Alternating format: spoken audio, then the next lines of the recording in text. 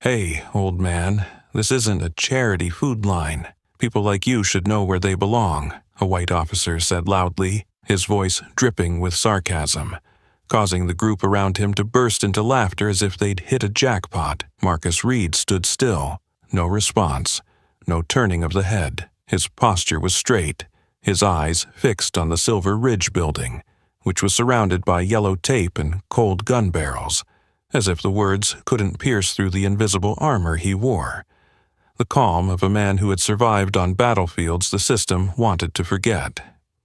At 48, Marcus wasn't old, but the scars of decades of silence, observation, and being pushed to the edges of society showed on his shoulders, around his eyes, and in the calloused hand hidden in his pocket.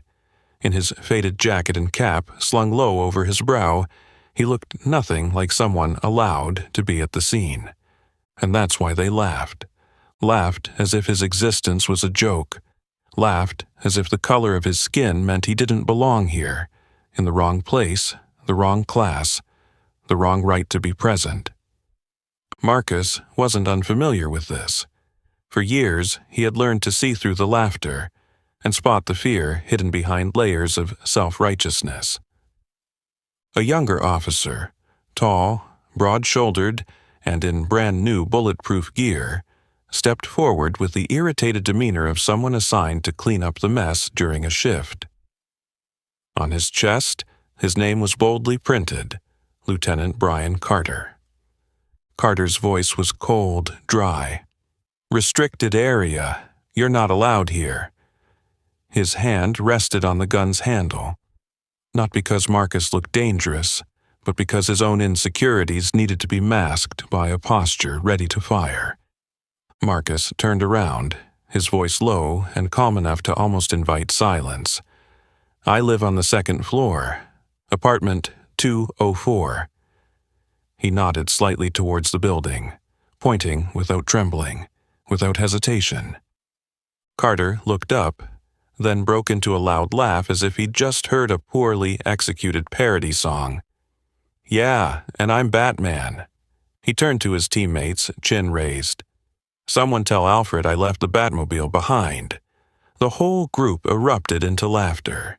It was a laughter that stomped on the truth, a truth they weren't yet mature enough to recognize. No one asked his name. No one checked his residency records. No one looked closely into his eyes, the eyes of someone who had once determined artillery coordinates from the shadow of a cloud, analyzed wind direction just by watching a torn flag's movement, led a team of survivors through a minefield only by sensing the change in humidity in the grass beneath their feet. But here, in the heart of the city, in their eyes, he was just an old black man in worn-out clothes. And Carter, with the smug face of someone who believed his title was proof of his capability, wasn't the first, and certainly wouldn't be the last, to underestimate someone like Marcus. None of them knew that. It was Marcus who had spotted Simon Brooks, the suspect holding 3 hostages, loitering around the building 3 weeks ago. That he had smelled the chemicals 2 weeks ago, that he had informed the manager, that no one had done anything, and now they were about to walk into a trap he had seen long ago. But Marcus didn't shout. He didn't resist. He didn't plead. He simply took a step back, his eyes still locked on the building, as if he were reading an old plan written in blood and steel. He knew it was coming, and when it did, no one's gaze would ever pass over him like a shadow again. Marcus stood still as an officer approached, his face tense from the pressure of the scene, but his eyes filled with the same inherent suspicion. He was about 30 years old, white, with the name Lieutenant Brian Carter printed on his chest plate. "This is a restricted area. You're not allowed here," Carter said, his hand resting on his gun as a defensive habit, even though the man before him was standing still, not threatening anyone. Marcus turned slowly, his voice deep and calm, almost inviting silence. "I live on the second floor, apartment 204. He gave a slight nod toward the building, his finger pointing without trembling or hesitation. Carter looked up and then burst into laughter. "Yeah, and I'm Batman." He turned to his teammates. "Someone tell Alfred I left the Batmobile behind." Another round of laughter echoed. No one asked his name. No one checked his residency records. No one looked closely at his eyes that once read satellite maps in the dark, estimated wind speed before an assault, determined a retreat route through a gap in a wall barely 20 centimeters wide. They only saw a black man in worn-out clothes, and because of that, assumed he was not worth trusting. And Carter wasn't just an arrogant officer. He was the epitome of a type of person within the system. Confident in his rank, in the process, in the weapons at his disposal, but blind to the experience that didn't come from a manual. He didn't know that a month ago, Marcus had seen Simon Brooks, the kidnap suspect, lurking in the hallway at 3 a.m., wearing a gray hoodie and carrying large black bags. Marcus had reported it to the building's security. "Probably just a delivery man. Don't worry, I'll check it out." No one checked. Then, 2 weeks ago, he smelled chemicals drifting from apartment 402. It was a faint scent, like freshly mixed epoxy, but something was off. Too clean, too uniform. He knocked on the door. No one answered. He reported it to management again, only to receive a half-hearted promise, "If you see anything else, report it again." But no one saw anything except for him, and now, with the whole block locked down, guns trained on windows that could explode at any moment, the only person who understood what was truly happening was treated like a lost soul, like a shadow on the fringes of the story. Marcus quietly took a step back, not out of fear, but because he knew the right moment always came last.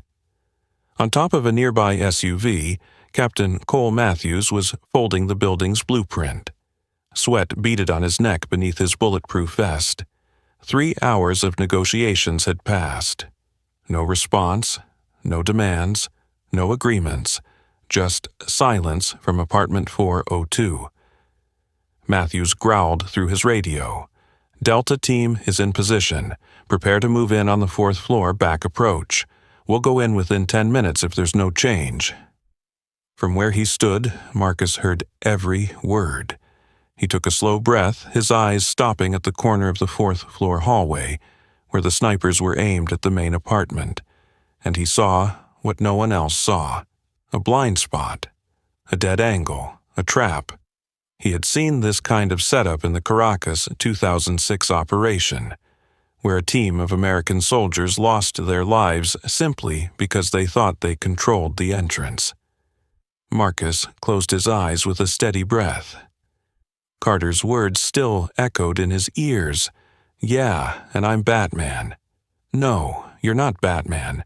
You're just someone who's never walked through the hell that I've lived through. And that hell, it's repeating itself. Right in the very building I once called home. If they rush in like this, they'll all die," Marcus Reed whispered to himself. His voice was low, nearly drowned out by the wind and static from the radio, but in his mind, every development on the scene was coming together as a map. Not a paper map, but a living map, beating with the rhythm of a warrior who had survived the line between life and death. The Silver Ridge building had 4 floors, with an old U-shaped corridor design.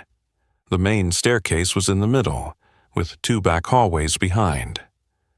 Apartment 402, the one where the kidnapper was holding 3 hostages, was at the end of the right hallway. It was a dead spot. Stand behind that door and rig an explosive, and the entire SWAT team would have no escape route. Captain Cole Matthews, the operations commander, stood next to the command vehicle with a tense gaze. His left hand held the radio, and his right hand clutched a cold, forgotten cup of coffee. On the hood of the truck, the building's blueprint was spread out, marked with several red circles. Entry points, sniper positions, priority breach angles. No response from the suspect in 3 hours. No food acceptance. No negotiations. Situation classified, highest threat level. The coordinator's voice came through the earpiece. Delta Team, get into position. Prepare to approach from the rooftop. Repeat, rooftop approach in 5 minutes if no new signals, Matthews ordered. Lieutenant Brian Carter stood beside him, still not taking his eyes off Marcus, the man he had just mocked. Still, Carter maintained his tough demeanor, as if waiting for the chance to prove that everything Marcus said was worthless. It's ridiculous to let him stand so close to the scene like that, Carter muttered. What if he's an accomplice? Matthews didn't answer right away. Though he shared a slight concern, it wasn't enough to take precedence in the tight situation they were facing. The entire team's fate hung on one correct or incorrect decision. Meanwhile, Marcus continued observing.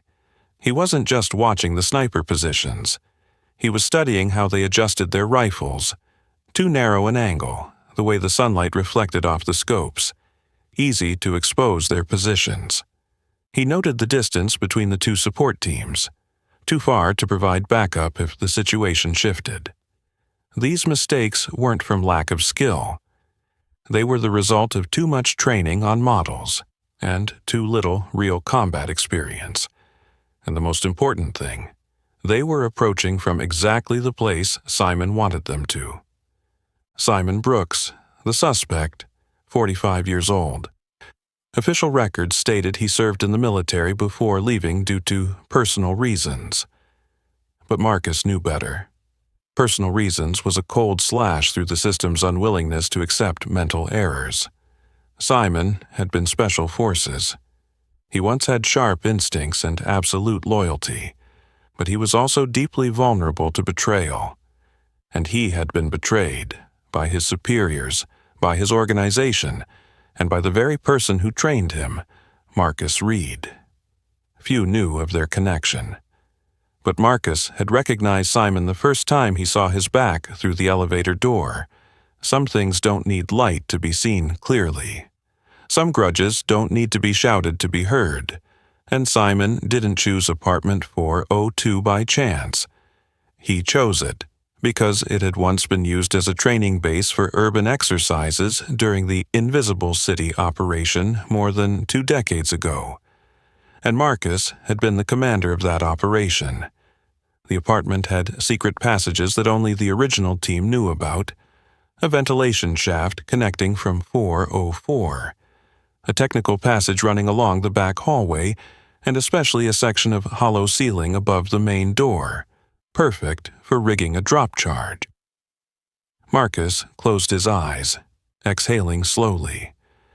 A thin smile curled at his lips, not because he was happy, but because he knew he still had time. If the SWAT team rushed in from the roof, just as Matthews ordered, they would be led into a killing zone. Simon was waiting for them, and not just with guns. Marcus had smelled that chemical, the kind used to make liquid explosives, enough to turn an apartment into a compressed gas bomb. And if he was right, this wasn't just a kidnapping. It was a message. Simon wanted to be heard, or the whole building would blow up along with the past the system had tried to forget. Marcus opened his eyes, glanced toward Captain Matthews, then quickly eyed Carter, who was bracing himself as if waiting to catch him in a mistake. "If they rush in like this," he repeated, but this time his voice was lower, as if making a grim pronouncement. "They'll all die." And now the building was surrounded. Standing behind the police barricade, Marcus Reed squinted up at the window of apartment 402. Just weeks ago, it was those very eyes that had caught the shadow of a man in a gray hoodie quietly appearing at 2 a.m., gliding through the 4th-floor hallway like a venomous breeze. No footsteps, no glance at anyone. but for someone who had lived by survival skills and the ability to smell danger, Marcus knew this wasn't an ordinary resident. He came back the next night, and the next. Around 2:10 to 3 a.m., he'd show up carrying large black bags, the kind people use to carry military gear or medium-sized electronic equipment. Once, Marcus intentionally opened the door at the right moment. The man froze, said nothing, but didn't avoid him either. He just stared at Marcus, his gaze as deep and silent as a cut, a look Marcus had once seen during nights in Beirut. That time, Marcus reported it to Victor, the building's security guard, a middle-aged white man who preferred watching sports at night to patrolling. "It's probably just a delivery man. I'll check it later. But he's carrying something. It smells like ammonium nitrate," Marcus replied. Victor smirked. "You've been watching too many crime shows. This is L.A., not Baghdad." And then, later, never came. 2 weeks later, Marcus began to smell a stronger chemical scent wafting from the crack in apartment 402's door whenever he passed. It wasn't bleach or paint.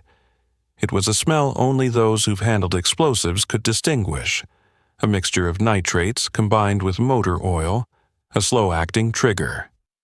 This time, he knocked on the door. No answer. The lights inside were dim. A stone-cold stillness covered the doorknob. Marcus turned and wrote a report by hand, personally handing it to the building management. A week later, he received a notification that they had checked and found nothing unusual. But he knew they hadn't entered the apartment. No one wanted to face trouble from a tenant with proper papers, especially when the person reporting was a black man, living alone and often dismissed as someone with a vivid imagination. No one asked Marcus why he recognized those signs.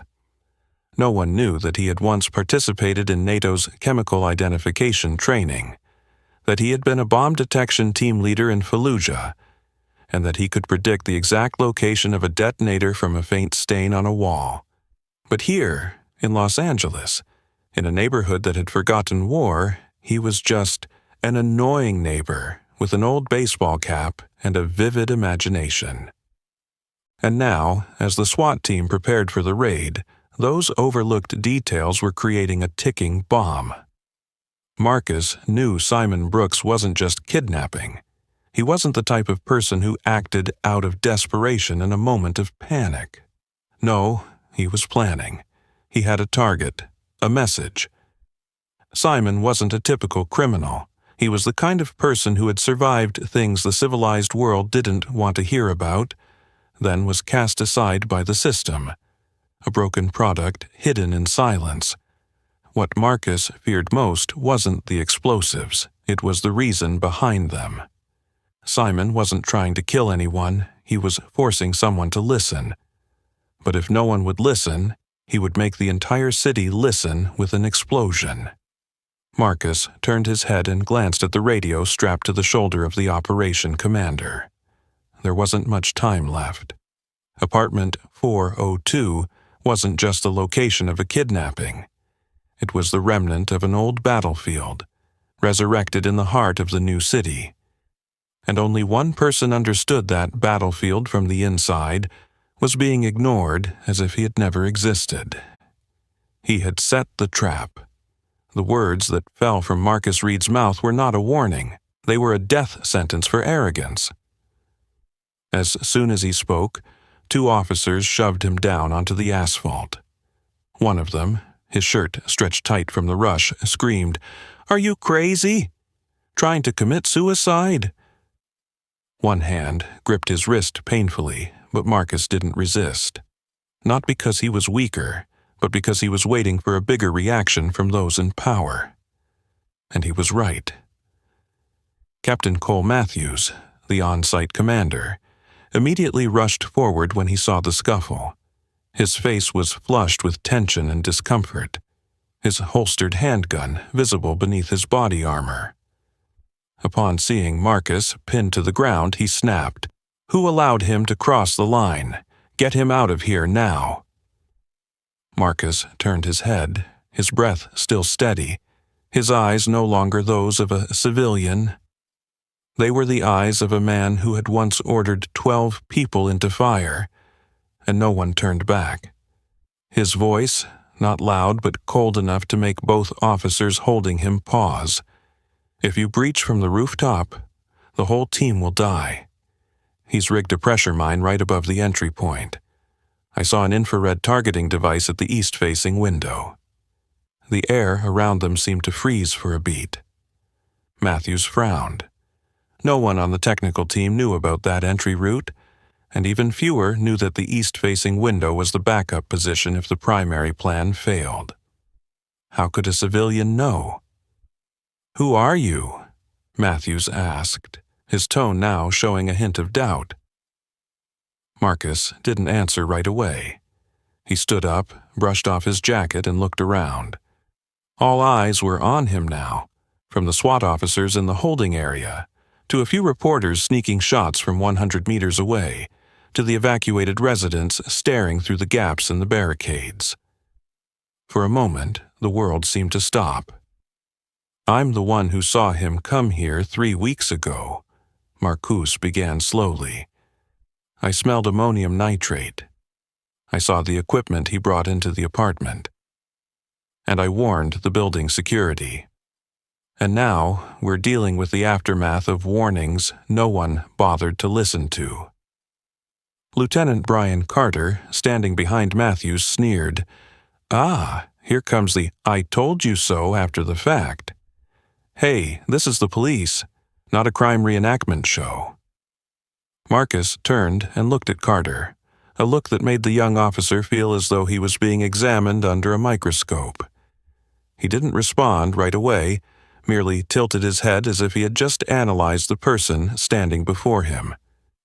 "You're the kind of person who only trusts weapons, not people, but in real combat, the first one to fall is usually the loudest." Matthews suppressed a deep sigh. The situation was too tense for any more bickering. But what he didn't say aloud was that Marcus had just pinpointed the third location in the breach plan, the one only 3 people on the team knew. And more importantly, he said it with a voice that couldn't possibly be fabricated. At that moment, a crackling sound came through the radio. "Bravo team reports. Faint infrared signal detected at the east window on the 4th floor, possibly a motion sensor." Matthews lifted his head, his face shifting noticeably. The entire command area went silent. Carter whispered, "No way." But Marcus had known this before any sensors were found. He looked into Matthews' eyes and said something no one expected. "I'm not here to sabotage your operation. I'm here to save the lives of those your system is slowly forgetting." Matthews stared at him for a long time, a silence that lasted more than 10 seconds, which, in security work, was an eternity. Then he stepped back. "Keep him here, for now. Don't touch him." Then, turning to Carter, "I'll check the records for apartment 204. Marcus lowered his head. Once again, he stood on the sidelines, but this time his shadow was starting to imprint itself on the minds of those holding the guns, and the game had only just begun. Only those at the highest ranks in the military know that name. The air around the scene felt suffocating, as though it had been constricted by an invisible grip. The 4 words Delta Force Commander were not a casual self-title. They were the mark of a top-secret rank, a door that would never open for those who hadn't lived, killed, and died in the kind of front lines that even Congress wouldn't dare include in records. Captain Cole Matthews furrowed his brow, taking half a step back. His voice lowered, but there was a sense of urgency in his words, as if searching for a crack in what seemed like an illogical statement. Delta Force was disbanded over 10 years ago. Tempest, what the hell is that? Marcus Reed's expression didn't change. He took out an old military ID card from his jacket pocket, so worn that the edges were peeling, and the serial number was almost faded, but the embossed seal was still clear, a symbol understood only by those in the most classified circles. Operation Tempest, Syria, 2004. The gray area between the Idlib and Latakia borders. An unofficial raid on a uranium storage facility. The operation order was issued by the coalition, but it wasn't recorded in any government documents. Matthews stared at the card, then turned to Lieutenant Carter. Check the Tempest code through the internal channel. Carter grumbled and quickly pulled out his phone. Though his face still carried doubt, a crack began to form inside him. The line between "an old man with delusions" and "the person I just humiliated is a living legend." Less than 30 seconds later, the phone screen lit up, but Carter said nothing, only silently held the screen towards Matthews. The information appeared. Operation Tempest. Classification: above top secret. Status: sealed, eyes only. Delta. Access: Commander M. Reed. Location: unlisted. Matthews blinked twice as he read. When he looked back, his expression had changed. No longer contemptuous, no longer doubtful. Just a stunned silence mixed with awkwardness, the kind that only those who've once held command could fully understand. He had just faced the wrong person. "Mr. Reed, I apologize for what happened," Matthews said, his voice much softer now. But Marcus didn't respond.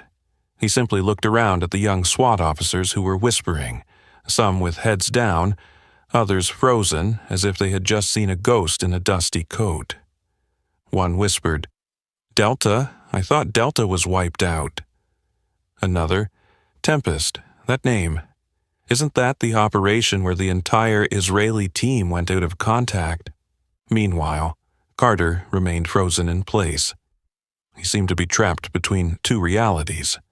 One, the man he had just insulted and pinned to the ground, had once led a unit capable of shutting down an entire city in 3 hours. Two, he, a lieutenant, had suddenly become the joke of the moment.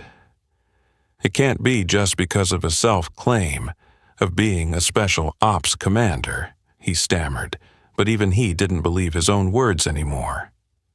Marcus turned toward him, his eyes sharp and controlled. "So, who do you think taught Simon Brooks to use pressure sensors? Who taught him to place mines through wall cracks without triggering heat sensors? And more importantly, who put him in a position where you couldn't even negotiate with him?" Carter fell silent. Sweat trickled down his neck, his hand instinctively gripping the radio. But he had no more words. No excuse that could negate what was unfolding before him, even as his pride screamed for denial. Matthews turned back to Marcus. "If you know how to handle this situation, I'm ready to hand over tactical command to you." Marcus remained calm as ever, but there was a flicker in his eyes, the old fire beginning to awaken. Not to take command, but to prevent a catastrophe they hadn't yet realized. He exhaled. "I don't need command. I need 20 minutes.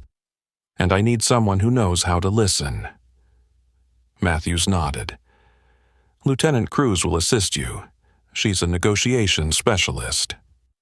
As soon as that name was spoken, a voice came from behind the command line. "I'm listening, Commander."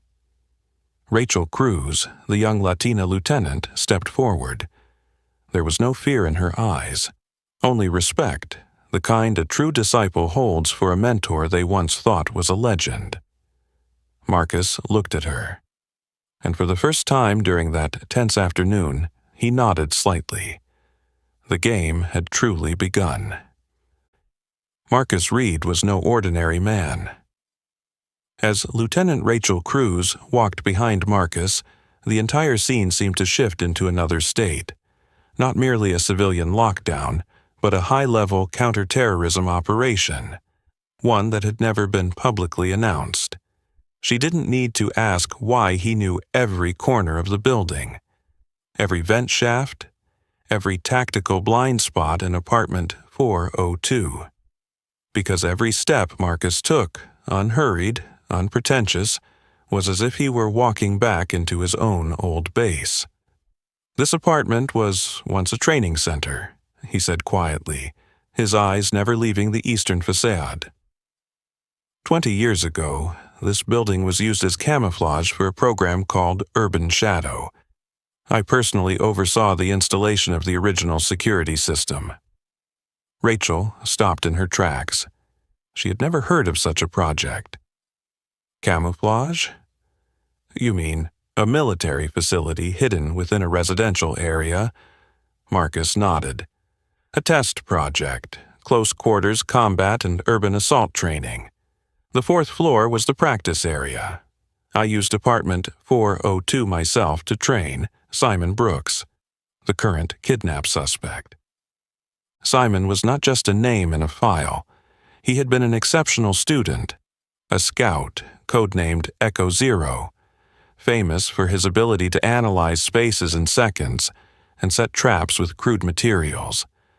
But after Beirut, after Operation Phantom Echo in 2006, he disappeared from the system.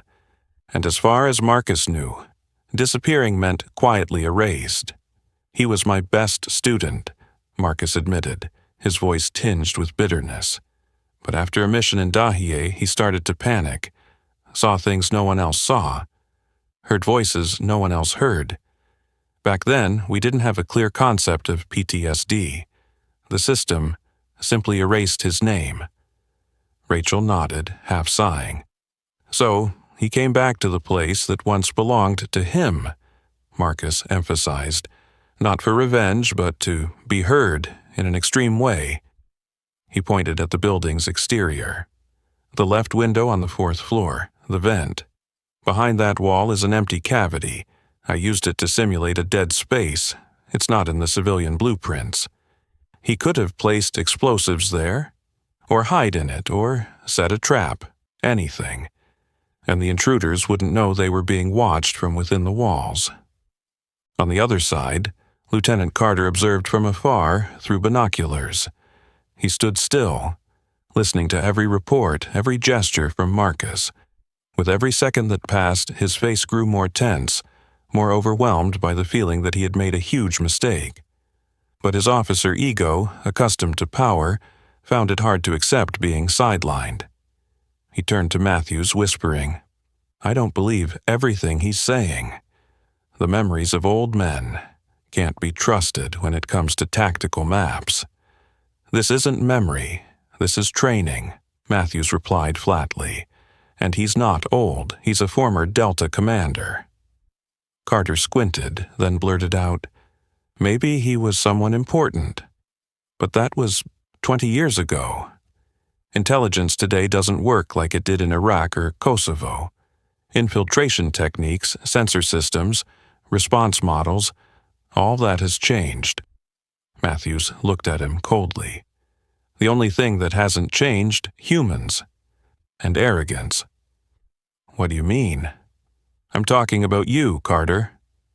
Back with Marcus and Rachel, they had stopped in front of a wall next to apartment 404, just next to 402. Marcus tapped lightly 3 times, then fell silent. The echo inside wasn't as solid as brick, nor as hollow as plywood. It had the compression of an air chamber. "He still follows the old methods I taught him. Don't let the trap show. Everything has to be hidden within the structure of the building. And that's why the SWAT team will die if they go in without knowing this." Rachel looked at him, finally voicing what she had kept to herself. "Commander, you know what he's doing, but you also know what he wants." Marcus turned away, not answering, but his gaze, serious like the first night he entered Souders Forest, spoke volumes. "I know, because I was the one who led him down this path, and now, only I can lead him back." There it was. They had missed it. In the suffocating silence of the makeshift command center, Lieutenant Rachel Cruz's eyes never left the still image from the security camera. In the far left corner of the frame, just at the edge of the window on the 4th floor of apartment 402, a tiny dim glow, a strange copper-colored circle, only slightly larger than a thumb, appeared. No one had noticed. But Marcus Reed had. "Motion sensor," he repeated calmly. A common type from the 2010s, often assembled manually from civilian components. But if you know how to upgrade it, it can link to a detonator via RF waves within a 10-meter radius. This type won't respond to heat but will detonate if there's quick movement from any direction. Cruz turned to the technical team. "Please check the RF signal around the 4th floor." The technician nodded awkwardly and quickly began working. Within seconds, 3 RF signals appeared on the screen, originating from 3 different locations inside the apartment. Not just one. Simon Brooks had planted at least 3 sensor-triggered explosives. Cruz stood motionless, turning to Marcus. "How did you know he was using that type?" "Because I taught him," Marcus replied, eyes still fixed on the screen. From a distance, Lieutenant Brian Carter entered the command center with a clearly uncomfortable expression. He had heard everything over the radio. He couldn't believe that the man he had once called an old, delusional black man was now the one in charge, listened to by the entire SWAT team. And he couldn't accept that. So, we're supposed to trust an old black guy who claims to have commanded a special forces unit? Ridiculous, he snapped, loud enough for everyone to hear. Everyone froze for a moment. The air thickened, not because of the offense, but because the tone revealed the deepest core of contempt. It wasn't just about the rank, it was about the color of the skin, the prejudice, the belief that someone like Marcus Reed, in Carter's eyes, could never rise above. Cruz immediately stepped forward, positioning herself between Carter and Marcus, her voice firm like steel cutting through iron.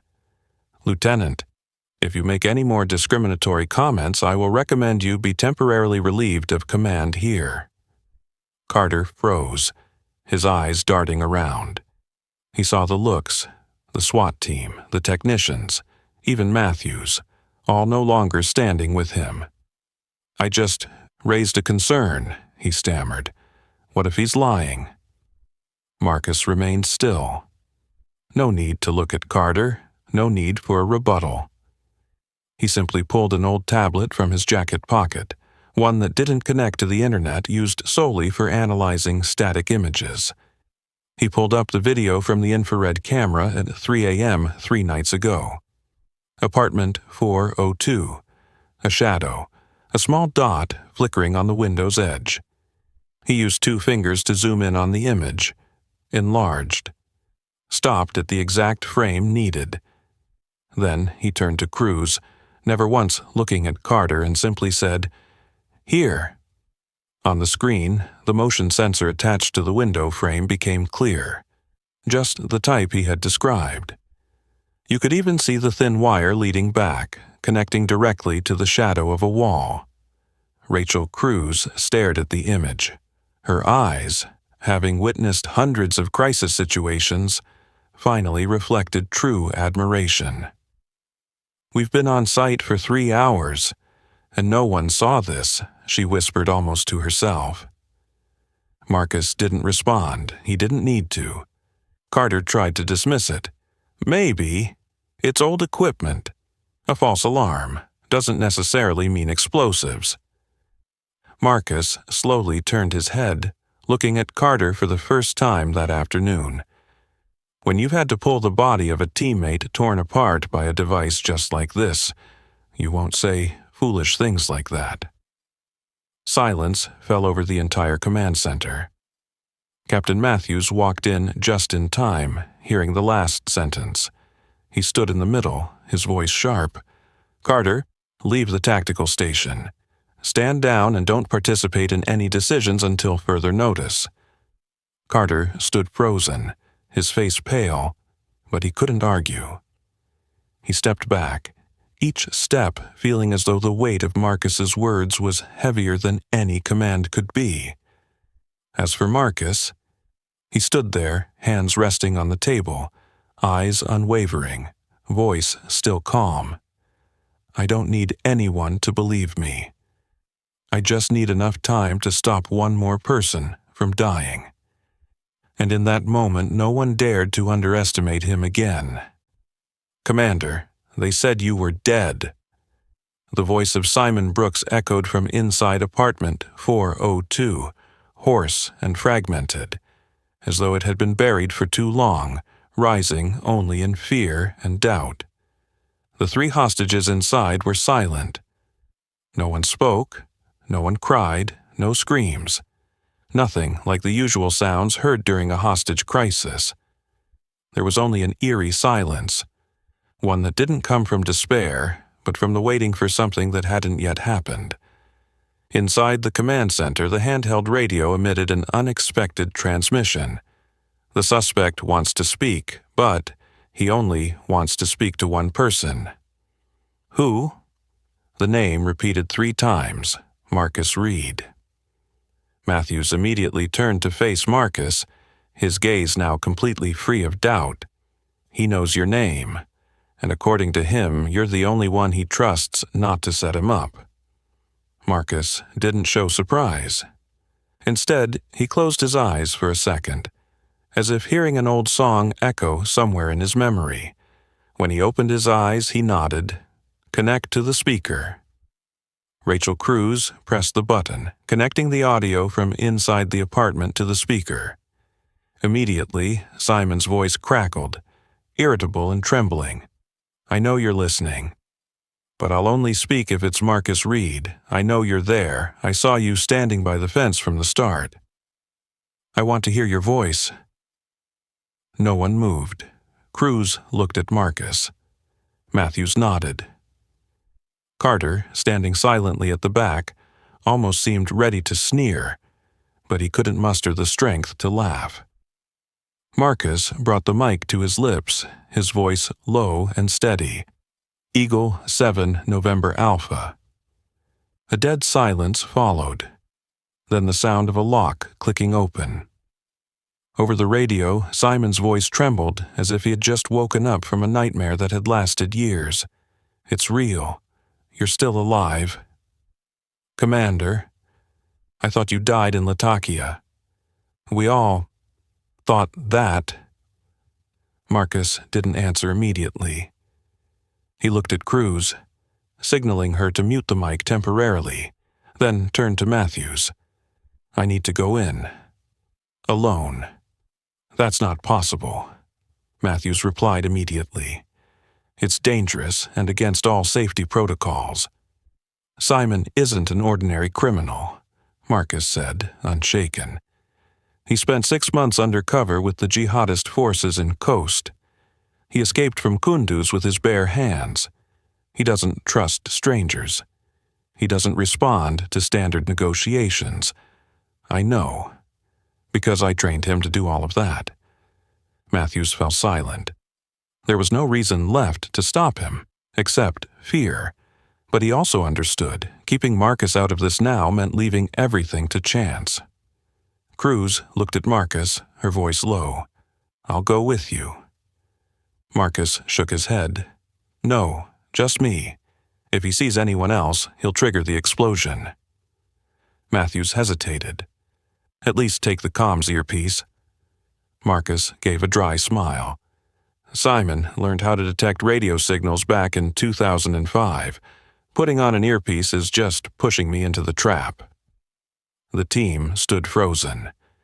Cruz sighed, then opened the tactical case, pulled out a bulletproof vest, and handed it to Marcus. "At least, wear this." Marcus took it, unhurried.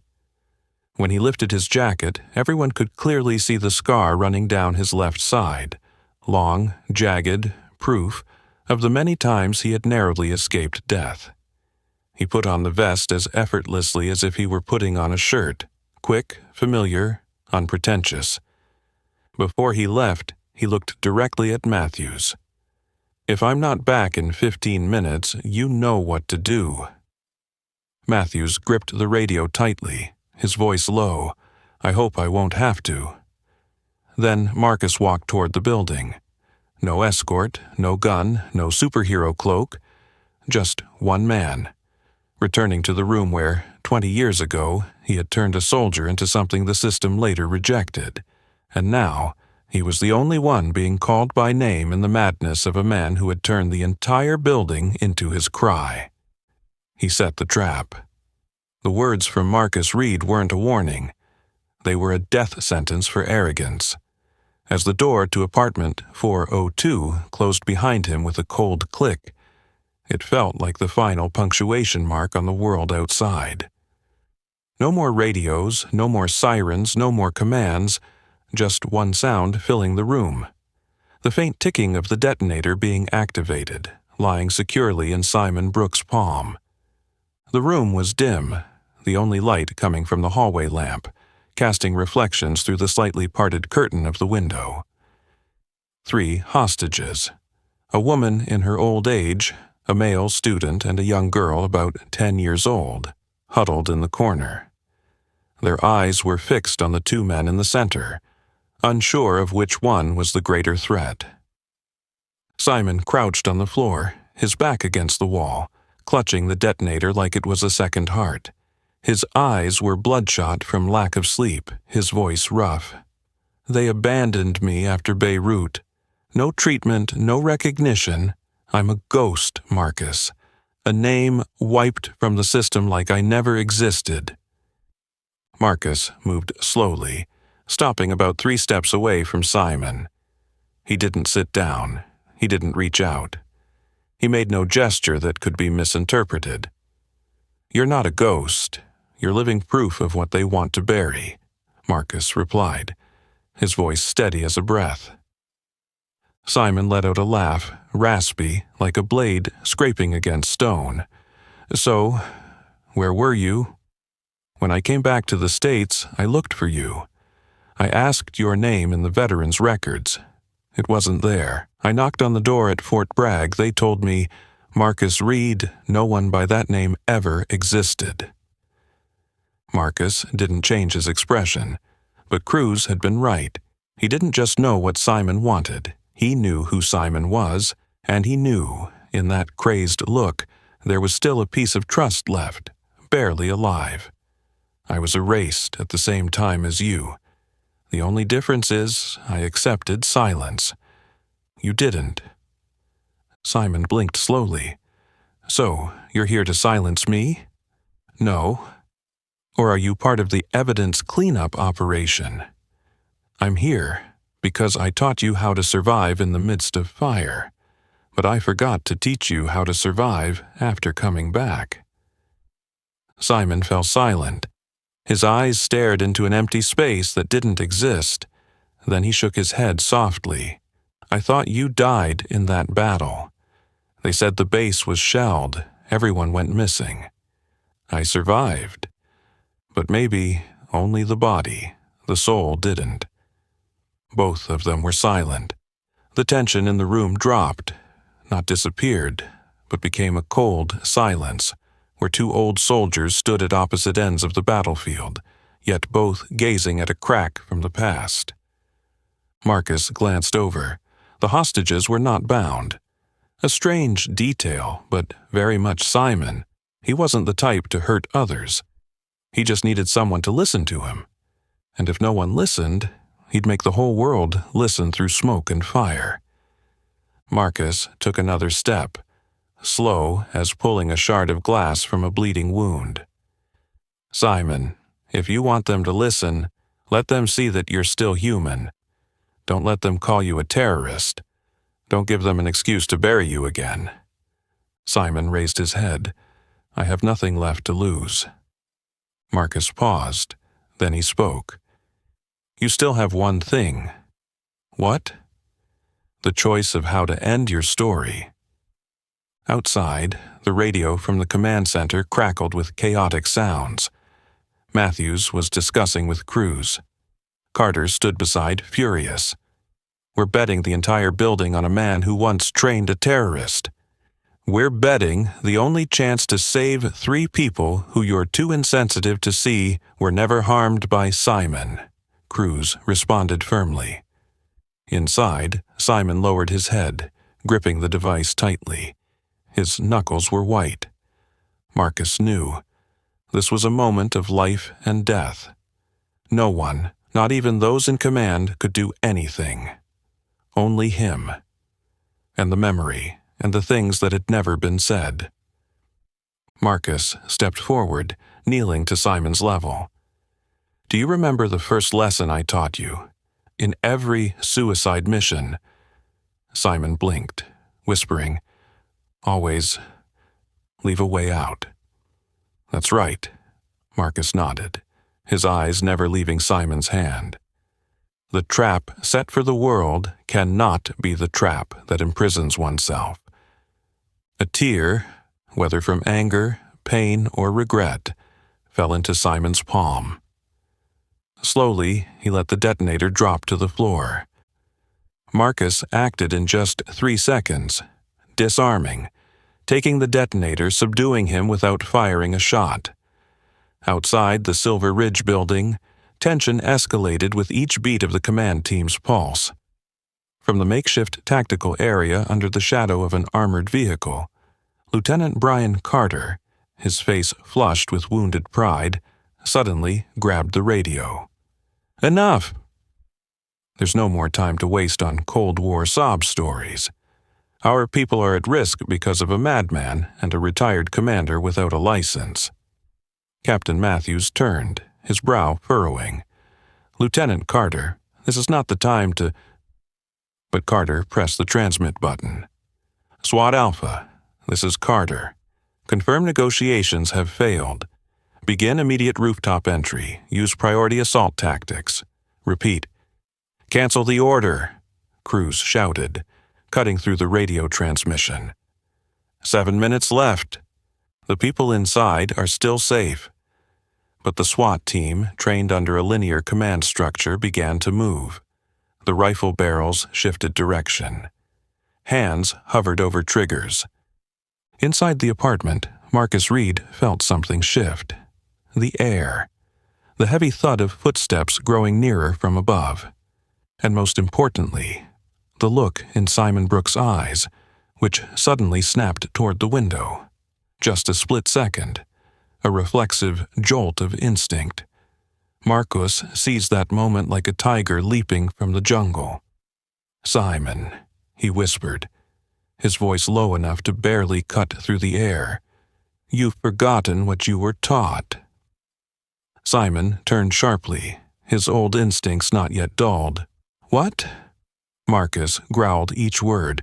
"Always check the blind spot." At that moment, his left hand swept diagonally, locking around Simon's wrist, holding the detonator, twisting it back using the Viper lock technique once taught in Delta Force. Click. The sound of the detonator dropping to the floor rang out like a hammer, striking the spine of the entire room. Simon screamed, but not from pain. It was too late. He didn't understand how Marcus, the man he thought was old, his reflexes faded, could act so quickly, so precisely, so coldly, like the dark operatives from years ago. In 3 seconds, Marcus took Simon to the floor, kneeled against his shoulder blade, one hand locking his wrist, the other yanking the RF transmission device from Simon's belt. "How many?" Marcus demanded sharply. Simon gasped. Three auxiliary activation units, one at the window, one in the bathroom, one in the ventilation duct. Marcus scanned the room, quickly taking in the positions. Then he pulled a small square gray-silver device from his inner jacket pocket, the old-school personal signal jammer, the Omega Disruptor, a tool only tactical commanders were equipped with. One press. The red light flickered on. All RF devices within a 10-meter radius were instantly disabled. Just then, the radio in Matthew's ear crackled with urgent transmissions. Sensor signal lost. All external devices disabled in the target apartment. Cease the assault. Stand down. But it was too late. Lieutenant Carter, defying the cancellation order, had already commanded the team to enter through the rooftop. As 3 SWAT members opened the skylight, they heard the shout, "Cancel! Cancel the whole thing! Someone's inside!" Footsteps stopped. At the same time, a voice echoed through the entire command system. "Black Lamb, abort immediately, explosives." The phrase wasn't accompanied by a tactical frequency. It didn't come from anyone on the SWAT team. But it froze everyone in their tracks. Black Lamb was the national emergency code, used only by Delta Force commanders in situations involving chemical explosions or high-level weaponry, level 7 and above. Only 23 people in the country had the authority to issue it. And now, Marcus Reed, a regular old black guy they had once mocked, had just used it. Matthews looked at Carter. "Do you know what that means?" Carter fell silent, not a word. Matthews brought the radio to his mouth. "Confirm, Black Lamb. Cease all attacks. Hold position." Apartment 402, at that moment, was still quiet. Simon Brooks lay on the floor, securely restrained, his face drenched in sweat. The hostages whispered prayers, while Marcus, without saying a word, gently touched the earpiece he had never activated from the start. He only used his voice. And his voice was strong enough to make the whole system freeze. Outside, the sun began to set behind the buildings, but inside, a living legend had just resolved a crisis that the entire modern armed team had to watch from the sidelines. Marcus's orders were followed without question. No gunfire, no sirens, just 5 words. "Black Lamb, abort immediately, explosives." And the entire SWAT team, nearly 20 strong, immediately froze, as if pulled midair by an invisible string. No one questioned. No one dared to react. That command didn't need authority. It carried within it a military system designed to listen and execute without delay. Only those who had held the highest ranks in Delta Force, Marine Recon, or CIA Shadow Command were authorized to issue the Black Lamb Code. And Marcus Reed, the old lost black guy they had mocked just an hour ago, had now made the entire elite team stop breathing with just his voice. Lieutenant Brian Carter, standing in the command center, pale-faced. He looked around, as if hoping someone would confirm this was all a trick.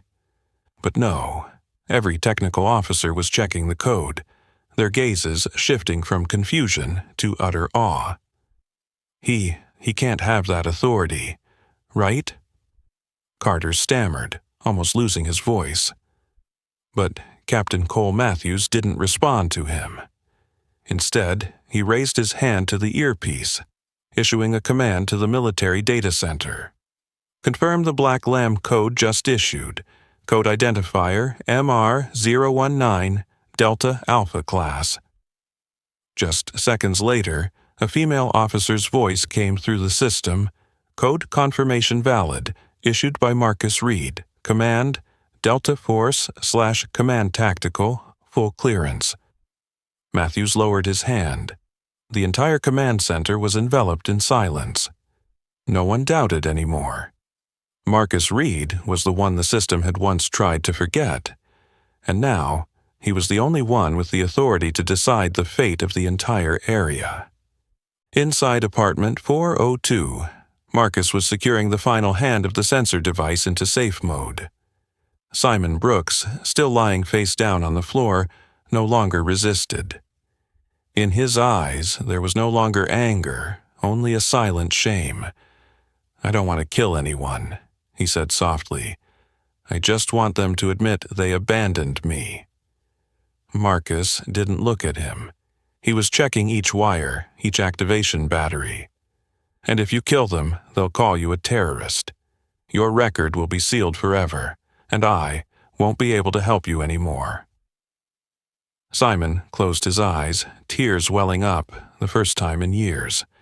I just couldn't take it anymore. Marcus exhaled slowly.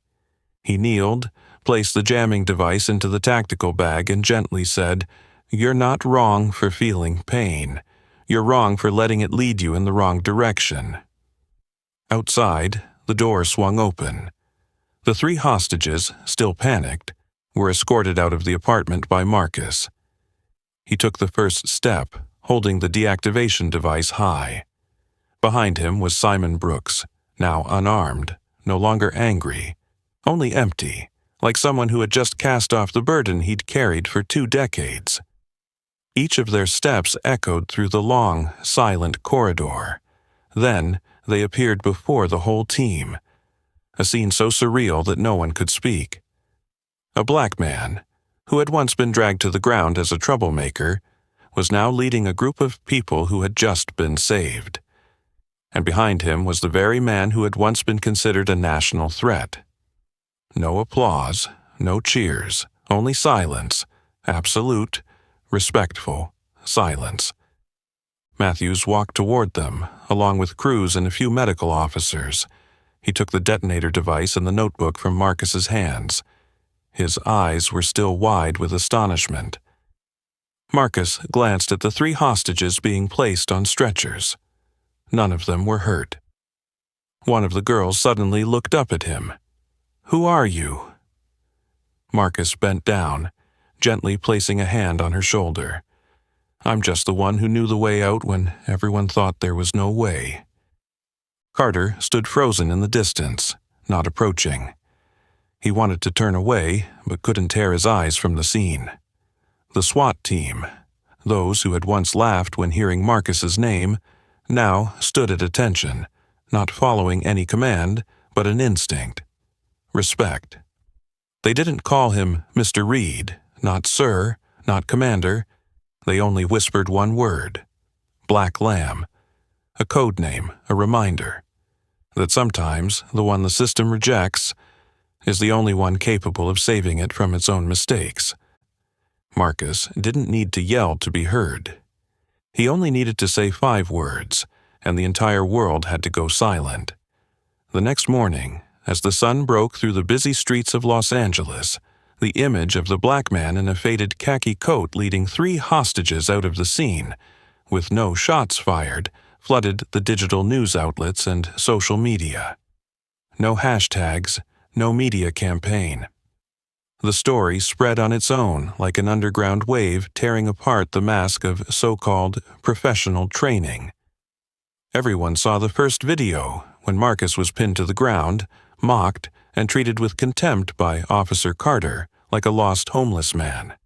They also saw the second video, when the SWAT officers equipped with advanced weaponry and bulletproof vests stood at attention like trainees before a man without a nameplate, without a rank. Yet every word he spoke made the entire tactical system stop in its tracks. And then came the third video.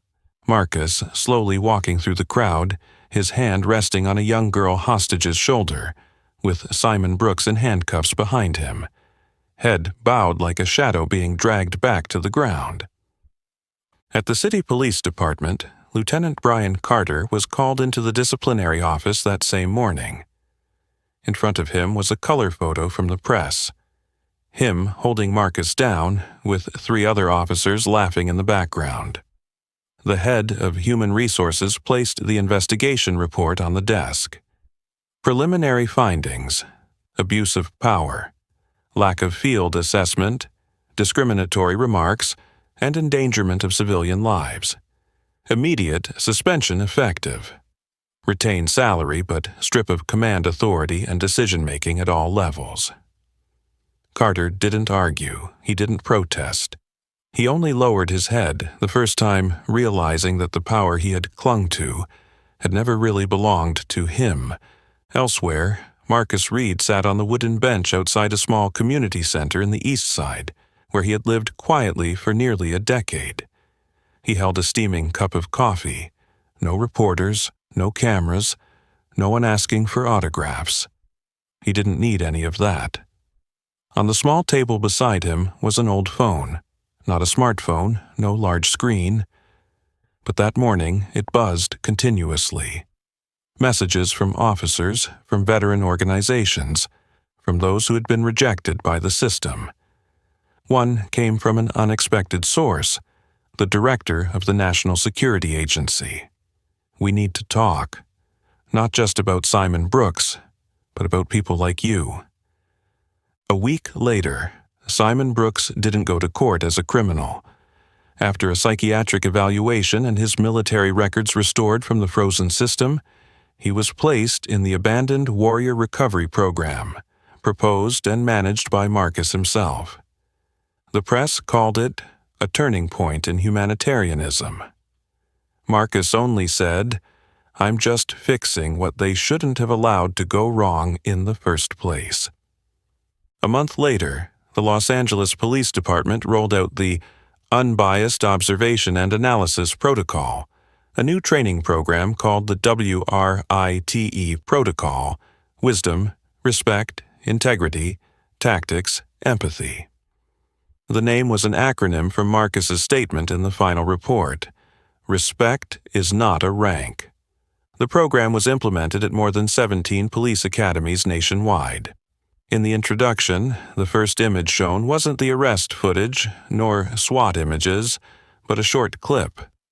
Marcus Reed, stepping out of the thin smoke, his hand on a young girl's shoulder, with the former terrorist, now unarmed, walking behind. No gunshots, no bodies, no insults, just a silence filled with weight. Something no textbook can teach. Something no tactical plan can calculate. Something only people like Marcus carry with them. From places where titles no longer matter but principles still must be upheld. And that's why, with just 5 words, he could make the entire SWAT team freeze. Carter was demoted and sent to a remote town. On a gloomy morning in Washington, Marcus Reed sat alone in the high-rise meeting room of the National Security Agency, NSA. The glass wall behind him reflected the cold light of the Capitol. Facing him were 3 representatives, one from the Pentagon, one from the Department of Veterans Affairs, and a man in a minimalist suit. No name, no badge, no small talk. Everyone knew he belonged to an unnamed agency. The NSA director began the meeting with a sense of urgency. The Silver Ridge incident wasn't just a hostage situation. It's exposed a gap in the monitoring system for veterans, especially those who have participated in high-level covert operations. Marcus didn't respond. He simply rested his hands on the cold wooden table, his gaze piercing through the glass, towards a city that had forgotten him for 2 decades.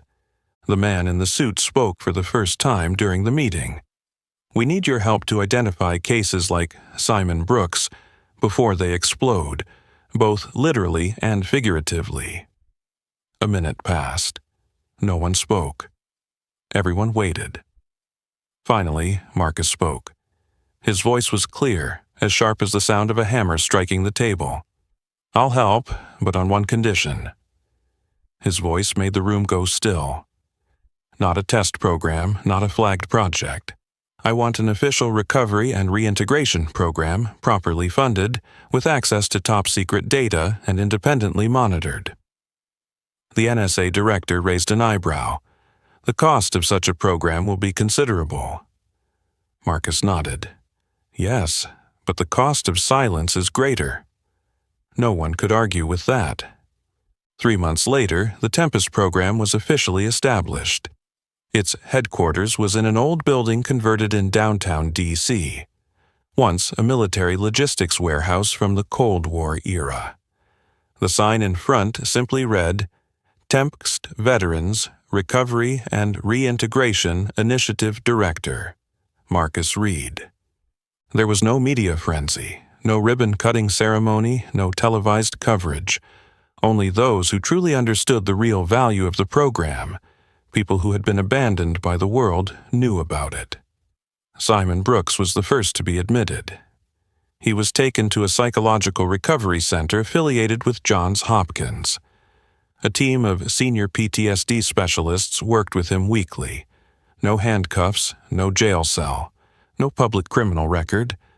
Just a man, learning to exist in a world that had once rejected him. When Marcus visited for the first time, Simon said nothing. He simply stood, saluted in a military style, short, precise, and full of respect. Marcus didn't respond with a gesture. He just said, "Saving one person doesn't erase the mistake, but it prevents another mistake." As for Lieutenant Brian Carter, a week after the internal hearing, the disciplinary board issued its final decision. Demoted to an administrative officer, stripped of field access, reassigned to Timber Ridge, Montana, to work in a human resources data storage branch. A place without SWAT teams. No active scenes, no one to give orders. In the disciplinary letter there was a short line. Failure to assess situations with special elements and conduct biased actions during duty. Many called it a light sentence. But for Carter, the man who had once dreamed of being the SWAT team leader for the whole state, it was a life sentence. Marcus Reed didn't seek revenge, he didn't gloat. He simply returned to his office at Tempest each morning, where walls were adorned with maps of buried operations, and where files once stamped classified at destroy after reading were being restored, page by page, line by line. Each file represented a person, a special forces operative with a nervous breakdown wandering in Detroit, a former bomb disposal technician living in seclusion in Alaska, a sniper with amnesia now working as a parking lot guard in Tucson. Marcus made notes by hand. Carefully, relentlessly, just as he once led soldiers through minefields in Kandahar, step by step, slow but sure. Because for him this wasn't a job. It was a way of redeeming the silence of the past. One afternoon, Rachel Cruz visited Tempest. She looked around the room. Simple, no frills. But here, lives were being saved, lives that the country had once forgotten. She asked, "How did you know Simon would choose that apartment?" Marcus smiled. It was the apartment we used for the final training. The place where he passed the urban camouflage test in just 22 minutes. Rachel nodded. She knew. Some lessons weren't in books, not in files, not in after-action reports. They were in the teacher, and Marcus had never stopped being that teacher. And on the wall, a quiet inscription gleamed. Respect is not a rank. Respect does not come from rank, it comes from action. 6 months since the crisis at Silver Ridge, the Los Angeles Police Department officially opened a new training program for mid- and senior-ranking officers. The class wasn't named after an admiral or a commander, nor was it named after a fallen hero.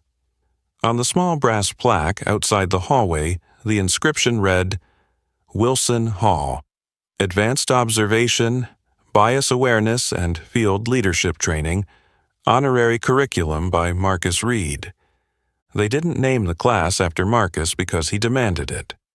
On the contrary, Marcus had refused 3 times. But it was the young officers like Lieutenant Rachel Cruz, along with the SWAT team who had stood silently under his command that day, who suggested and petitioned the mayor. For them, Marcus wasn't just a temporary hero. He was the kind of example that didn't shine, but made others want to walk toward the light. On the first day of the class, Marcus said nothing about the Silver Ridge incident. He didn't mention Black Lamb, didn't talk about Delta Force, and didn't revisit the images that had shaken the media. He simply stood before the class, with a laser pointer and a blank whiteboard. "We begin with what textbooks don't teach," he said. The observational skill that radar, drones, and cameras cannot replace. The intuition of a person who knows how to listen with their eyes. The class fell silent. Marcus continued. "If you walk into a room that smells of bleach, what do you think?" One person responded, Cleaning. Or is it hiding blood? Marcus replied. The answer isn't as important as whether you ask the question. Lesson 1. Question your own biases. At the end of the class that day, as people began to leave, a man quietly entered the room and sat in the last chair at the back, where the light didn't shine clearly on his face. Marcus didn't need to turn around. He knew who had arrived. Lieutenant Brian Carter, no longer wearing a uniform, no longer armed, no longer with that smug look from before. He wore a gray shirt, no name tag, no badge. His gaze was direct but not challenging. It was the look of a man who had just survived his own ego. After a few minutes of silence, Carter spoke softly, as if confessing, "I'm transferring here. I need to start from the beginning." No one responded. No applause, no welcoming words. Only Marcus turned his head, looked directly at him, not with the eyes of a victor, but with the calm of someone who had stood in the same darkness. Observation begins when you discard your biases. Carter nodded. He didn't ask for forgiveness, but that day he stayed until the last lesson. He didn't take notes, but didn't miss a single glance, a single movement of Marcus at the front. Outside the classroom, a stone plaque was quietly erected with Marcus's final words from the internal hearing. No ceremonies, no cameras, only the afternoon sun casting slanted light over the words, "Respect is not a rank." Respect does not come from rank. It comes from action. Hundreds of new officers read the inscription before entering the class, like an unspoken ritual. Some frowned, not understanding, but many, especially those who had stood at Silver Ridge that day, understood more than any theory could explain. At the end of the day, Marcus closed the class, walked out to the parking lot with his simple bag slung over his shoulder. On the name tag attached to his backpack, only 3 faded old letters were visible. M.R.A., a young new officer, ran after him. "Mr. Reed." Marcus turned around. "Is there something you need, officer? Do you ever regret staying silent all these years?" Marcus paused for a moment, then replied, "If I had spoken earlier, perhaps I would have been remembered as a hero. But because I stayed silent, when I speak, the whole system has to stop and listen." The young officer stood silent. Marcus walked away.